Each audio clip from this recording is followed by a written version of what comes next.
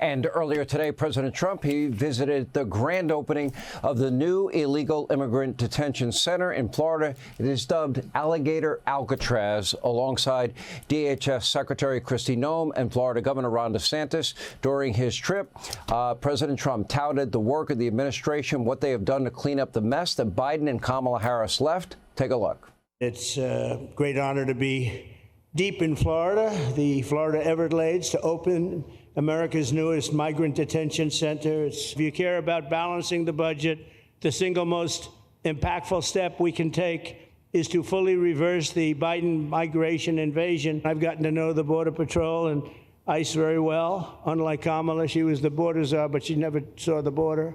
She never made one phone call. She was some border czar. She would have been some president.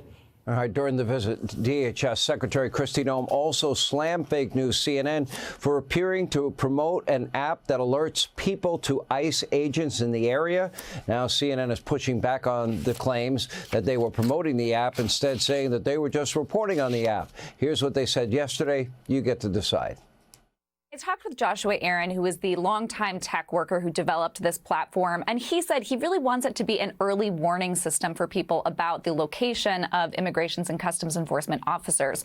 So he says he does not want people interfering with those officers' activity, but he does want people to be able to avoid them altogether. You open the app, it looks like a map, and users can tap the map to report an ICE sighting in their area, and then everybody who uses the platform within 5 miles of that sighting will get a push alert. This is a free iPhone app. It is anonymous. Aaron says he doesn't collect any user data. Now, this new app comes amid a disturbing surge on assaults against ICE and federal agents that are conducting immigration raids. According to our own Bill Malusian, between January 21st and June 30th of this year, these assaults were up nearly a whopping 700% over the same time period last year. Department of Homeland Security Secretary, she was with the president today.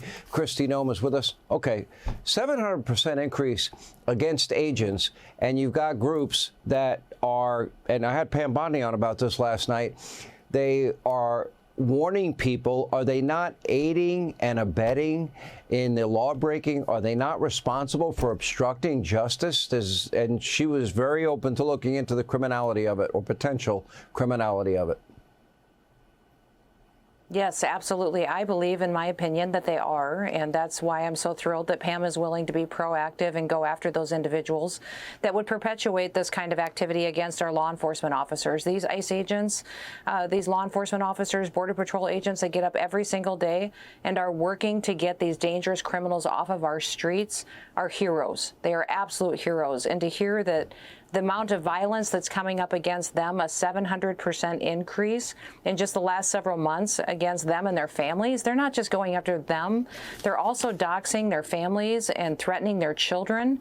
And these individuals just love America and believe that the law should apply to everybody. They're doing their jobs that Joe Biden never let them do, and they're protecting their own communities. Remember that many of these law enforcement officers live in these communities. Their children go to those schools. They go to church there. These are their neighbors they're trying to protect. And to have someone like CNN openly describing how to use technology to reveal the activities and the operations that these law enforcement folks are trying to conduct, it's shameful and it could be prosecutable. So I'm glad that Pam is looking into it. And you said, I'm calling out you, CNN. I'm calling out you because you lie every single day about what these operations are. There's been a lot of lying.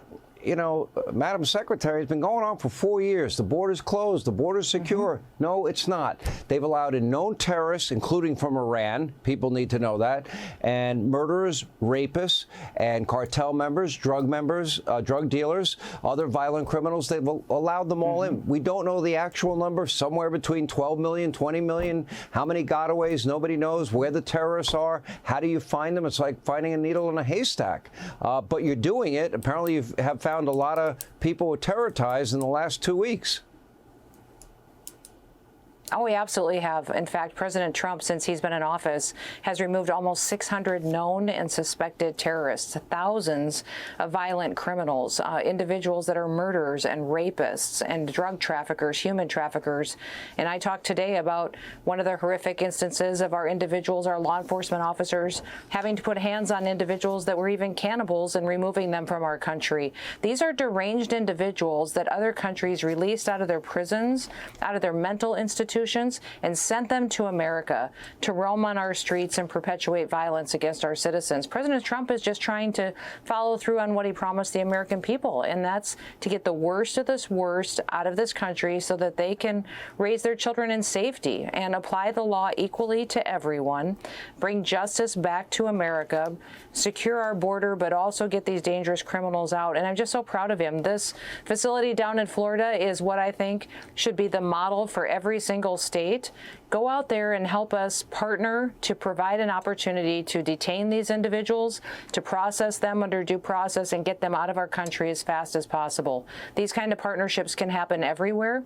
We just need governors and leaders to step up and do their jobs. The DHS Assistant Secretary for Public Affairs, Tricia McLaughlin, said that you have been able to, since you took over in January, it led to the detention of over 250,000 people. You're averaging nearly 50,000 arrests per month. That's a lot of arrests. But yet it's really just the tip of the iceberg, isn't it? It is, Sean, but what's amazing to me is, so I just got back last week. We went to 4 countries in 3 days. We went to Honduras, Costa Rica, Panama, Guatemala, and all of those presidents that I met with the president of every country and their leaders, and they said, we have our people coming home. Because you have shown that there's consequences now for breaking the law and coming into America illegally, our people are coming home and they're self-deporting and you don't even know about it. We're setting up loans for them to buy houses. We're setting up food assistance and getting them training for jobs. We're giving their children scholarships. We want our people to come home because President Trump has clearly said that he wants people in the United States that have come legally, and they're facilitating all of this. They said, you don't even know about the tens of thousands, hundreds of thousands of people that have left the United States. And so we're collecting all of that data as to the illegal immigrants that have left on their own so that we know truly the number that, and when they leave on their own, they know they've gotten the clear message. They'll have the chance to come back legally. If they wait until we detain them, until we arrest them and deport them ourselves, they'll never get the chance to come back to America.